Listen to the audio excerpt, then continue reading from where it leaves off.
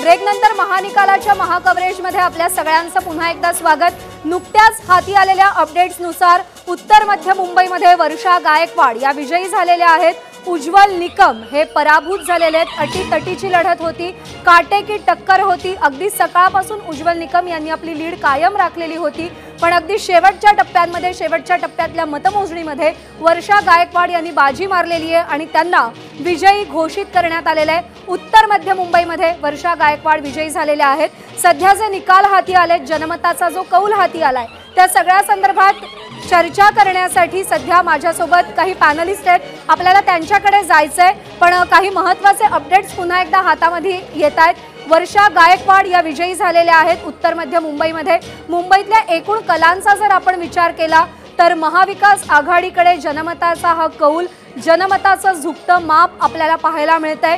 काही जागांचे निकाल अजून जाहीर व्हायचे, पण दक्षिण मध्य मुंबईमध्ये अनिल देसाई विजयी झालेले आहेत।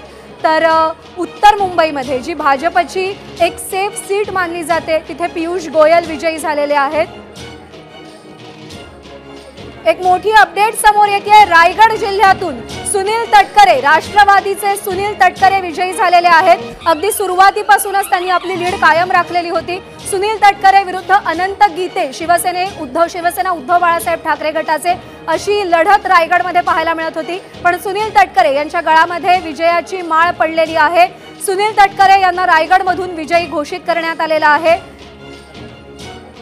तर रत्नागिरी सिंधुदुर्गामध्ये नारायण राणे हे विजयाच्या दिशेने घौडदौड करताना आपल्याला दिसतात। सध्या जे कल हाती येत आहेत, सध्या जे निकाल हाती आलेत, त्या सगळ्याचं सविस्तर विश्लेषण आपल्याला करायचं आणि त्यासाठी माझ्यासोबत आहेत एबीपी माझाच्या संपादक सरिता कौशिक मॅम आणि त्यांच्यासोबत हे सगळे पॅनलिस्ट आहेत। सरिता मॅम, खरं तर इथे आम्ही सगळेजणच बसलोय आणि सोशल मीडियावर सुद्धा बरीच चर्चा सुरू आहे आणि एक महत्त्वाचा विषय जो समोर येतोय तो हा आहे की 272 चा आकडा भाजपानं स्वतःहून टच केलेला नाही आहे आणि अशा याच्यामध्ये मोदी हे पंतप्रधान होतील का, व्हायला पाहिजे का, काय प्रतिक्रिया याच्या उमटू शकतील? विद्याताई, भाजपने हा जादुई आकडा पार केला तर मग नितीन गडकरींना का संधी देण्याची? तुला न्यायचं आहे तिकडे?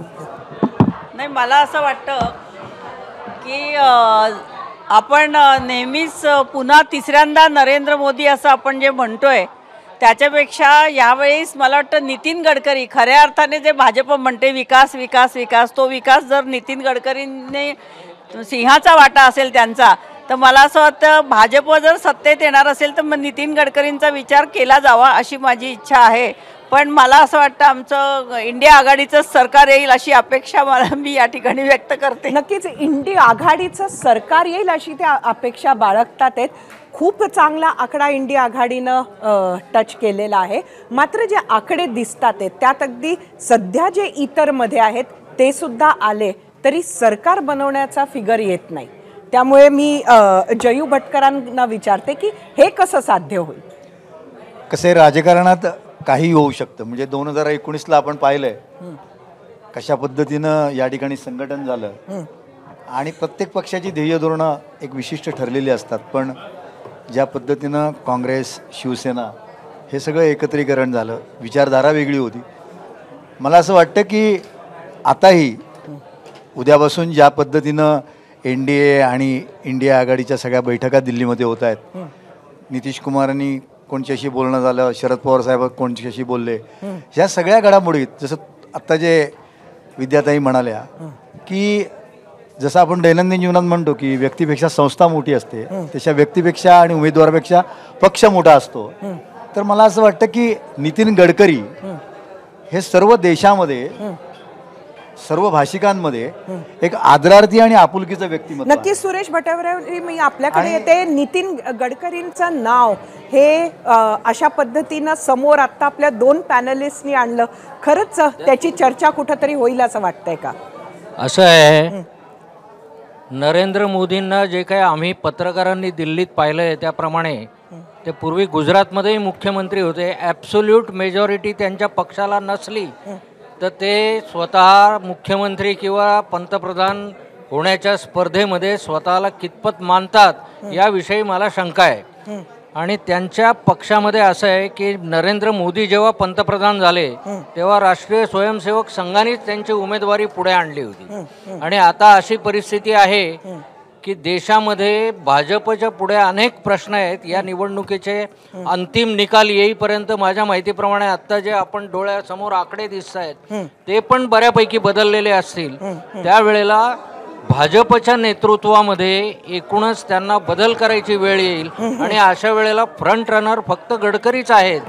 ते भाजपचे नेते म्हणून सत्ता त्यांच्यापर्यंत जाईल की नाही हे शेवटच्या आकड्यांवर ठरेल. पण ते जर झाले तर ती एक स्वागतार्ह बाब महाराष्ट्राच्या दृष्टिकोनातून नक्कीच ठरेल. नक्कीच सगळ्यांना सगळे जण स्वीकार करतील असं नेतृत्व नितीन गडकरींचं राहील असं आपण म्हणत आहात. मात्र सध्या इंडी आघाडी ही सरकार बनवण्याचा प्रयत्न करणार असं जे सांगितलं जात आहे ते खरंच कितपत शक्य आहे, आपण कसं आकलन करता हेमलताजी? हा प्रश्नाचं उत्तर आपण घेऊया. पण एक अत्यंत महत्त्वाची अपडेट हातामध्ये येते. नवनीत राणा यांचा अमरावतीमध्ये पराभव झालेला आहे. चौरंगी लढत होती अमरावतीमध्ये. नवनीत राणा विरुद्ध बळवंत वानखेडे विरुद्ध दिनेश बुब विरुद्ध आनंदराज आंबेडकर अशी लढत अमरावतीमध्ये पाहायला मिळत होती. आणि अमरावतीमध्ये नवनीत राणा या पराभूत झालेल्या आहेत. तर बळवंत वानखेडे काँग्रेसचे उमेदवार, महाविकास आघाडीचे उमेदवार यांच्या गळ्यात विजयाची माळ पडताना आपल्याला पाहायला मिळते. काही प्रमाणात ही चौरंगी लढत महागात पडली का हा प्रश्न आता इकडे उपस्थित होतोय. अमरावतीचे अपडेट्स आपण पाहतोय. बळवंत वानखेडे हे विजयी झालेले आहेत. खरं तर 2019 मध्ये अपक्ष उमेदवार होत्या नवनीत राणा. शरद पवार यांनी पाठिंबा दिलेला होता आणि त्या पाठिंब्यावरती नवनीत राणा निवडून आलेल्या होत्या. पण त्याच्यानंतर त्यांच्या राजकीय संपूर्ण प्रवासाची वाटचाल ही हिंदुत्वाच्या दिशेने झाली. मातोश्री बाहेर हनुमान चालीसा पठणाचा सगळा प्रकार राज्यामध्ये बराच गाजला. त्यानंतर त्यांना अटक देखील करण्यात आली होती. बऱ्यापैकी चर्चेत नाव राहिलं होतं त्यानंतर नवनीत राणा यांचं. आणि त्यानंतर 2024 मध्ये भाजपनं त्यांना तिकीट दिलं. कमळाच्या चिन्हावरती नवनीत राणा या निवडणुकीच्या रिंगणात उतरलेल्या होत्या. पण त्यांना पराभवाची धूळ चाखावी लागते. बळवंत वानखेडे हे अमरावतीमध्ये विजयी झाल्याचं चित्र आपल्याला पाहायला मिळतंय. आपण पुन्हा एकदा चर्चेकडे जाऊयात. सरिता मॅमनी प्रश्न विचारला होता. ताराचंद मस्केंकडे आता जाते कारण प्रज्ञा तू जी अपडेट दिली ती अत्यंत इंटरेस्टिंग आहे.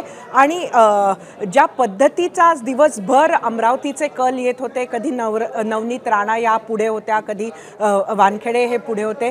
आणि एकंदरीतच बघितलं तर अनेक दिग्गजांना या निवडणुकीमध्ये पिछाडी बघावी लागलेली आहे. महाराष्ट्रामध्ये नवनीत राणा असो, सुधीर मुनगंटीवार असो आणि सुजय विखे असो. आपल्याबरोबर ताराचंद मस्के आहेत. सुजय विखे यांचा पराभव हा खूप मोठा फटका भाजपासाठी मानला जाईल. नगर जिल्ह्यामध्ये एक विखे पाटील एक मोठं घराणं आहे. प्रचंड सत्ता आणि धनसंपत्ती असं एक मोठं नाव आहे. मात्र निलेश लंकेसारखा एक फाटका आणि गरीब असा एक कॅन्डिडेट महाविकास आघाडीने दिला. मात्र ही निवडणूक सुरुवातीपासूनच लोकांनी हातात घेतली होती. आणि विशेष म्हणजे विखे पाटलांचा त्या थांबवतोय. एक महत्त्वाची अपडेट हाती येते. एबीपी माझा, उघडा डोळे बघा नीट.